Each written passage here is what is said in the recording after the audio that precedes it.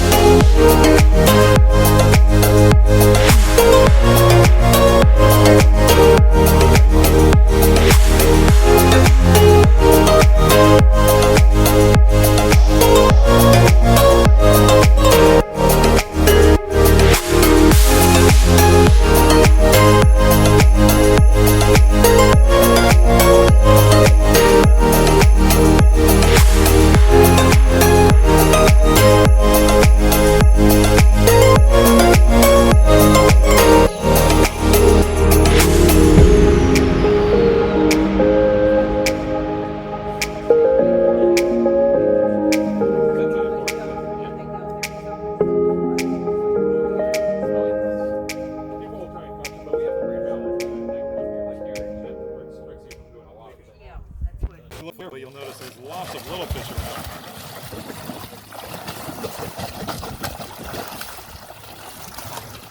around.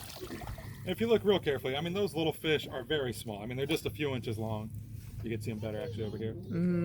If you look, the sharks aren't chasing after them. The fish aren't really afraid of the sharks. It kind of shows you things are living in harmony until something's in distress. You know, you hook a fish on a rod and reel, it's in distress at the end of the fishing line, then the sharks will try and eat it immediately. They don't just try and get anything in their mouth they come across. Now this is the one I call Nick, because he's got a little wound on his nose, just a little nick. It's like he nicked himself while shaving, you know.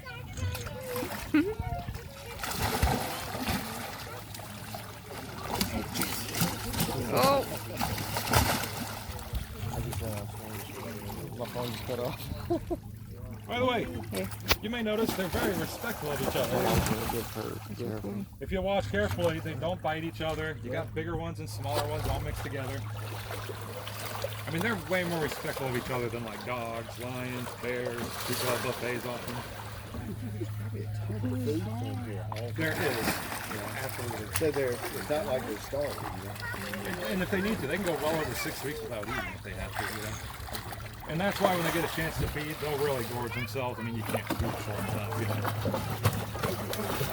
Pretty sharp.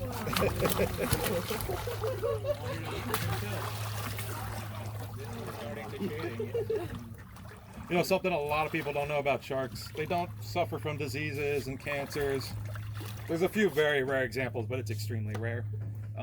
They never lose brain function their entire lives. They've used them for cancer research and Alzheimer's research. And most everybody knows they have an unlimited supply of teeth, you know, 6 rows, 300. When one tooth falls out, another one's already rolled out behind it to replace it. If you think about it, why else would you be designed to have an unlimited supply of teeth your whole life unless you're designed to just keep on living, you know? If a shark gets enough food... How long do they live? That's a good question. You can't...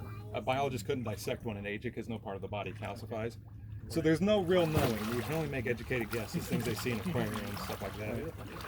If you Google it, they're going to tell you the lemon shark lives around 30 years. But, you know, it's not going to die of a natural cause. You know what I mean? It's not going to get sick, anything like this or that. It has to get physically wounded or, you know, not get enough food to sustain life.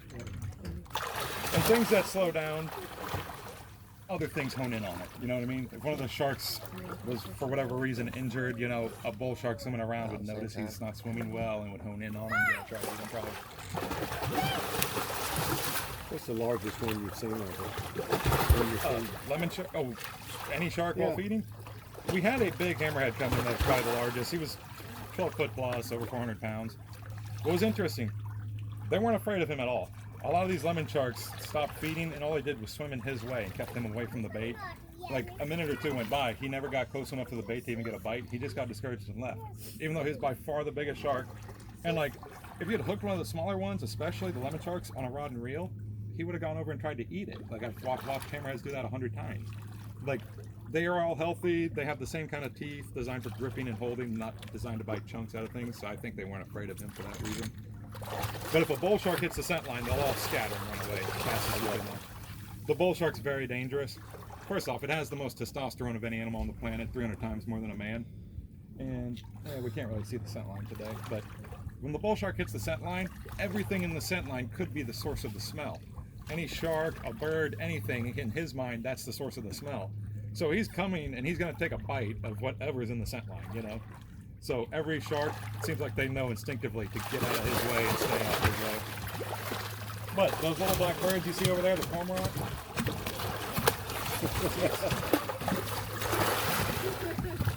this is one that's fed for me enough to learn never let go. You can tell by how big the mouth was on that one, it was a female lemon shark. Oh, jeez.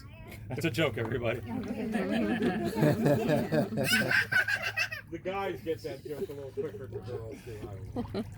My wife's not here, I can say whatever I want. By the way, guys, those little black birds, you see the cormorants there? Fishing one time, a little cormorant got in the scent line, eating little pieces of meat that flake off the fish. A big bull shark hits the scent line, like 200 pounds, coming right down the scent line, going straight to that bird to eat it, thinking that's the source of the smell. That little bird that weighs 3 pounds saw that bull shark coming, turned around, tacked it, bit it on the nose and stuff, and that bull shark just ran away as fast as it could. And it goes to show you, aggression will chase away a shark. That bird weighs less than 5 pounds and scared away something, 200 plus pounds. And the funny thing was, he didn't leave. He just sat there and started flapping his wing. He's like, I ain't going nowhere. It has a hooked beak too. It actually has kind of a little wicked leg.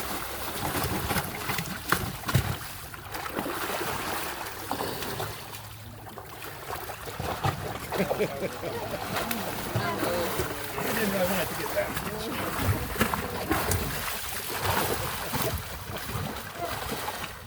I think that's his. Just taking my shark for a walk. See, this is one that's fed for me enough to learn. Don't let go.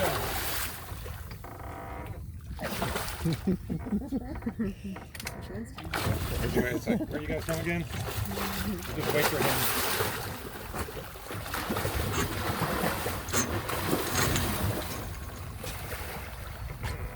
Stubborn shark.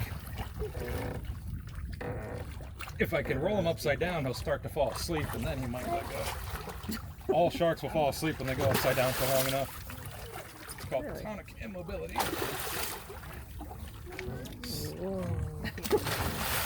He doesn't like it. He doesn't like it. Okay, this is just getting ridiculous now. Oh, okay.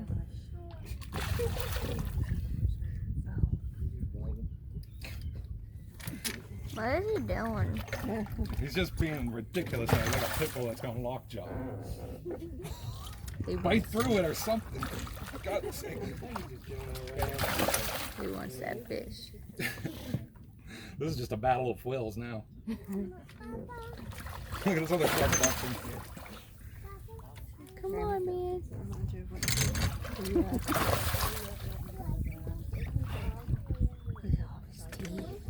Drop it.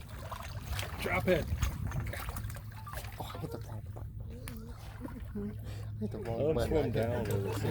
Hit the net and turn it off. It's gonna bite through the rope if it takes another. Yeah, it eventually has to eat it.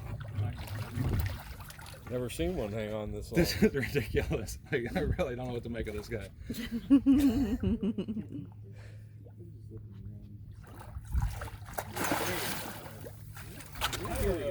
Uh-oh.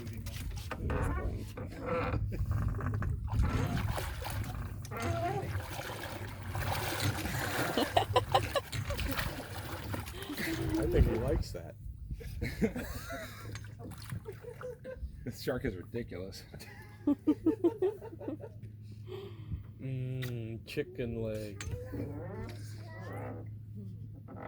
Look at this guy. What is your problem?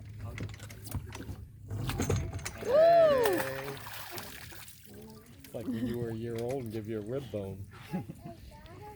He looks so disappointed as he swam away.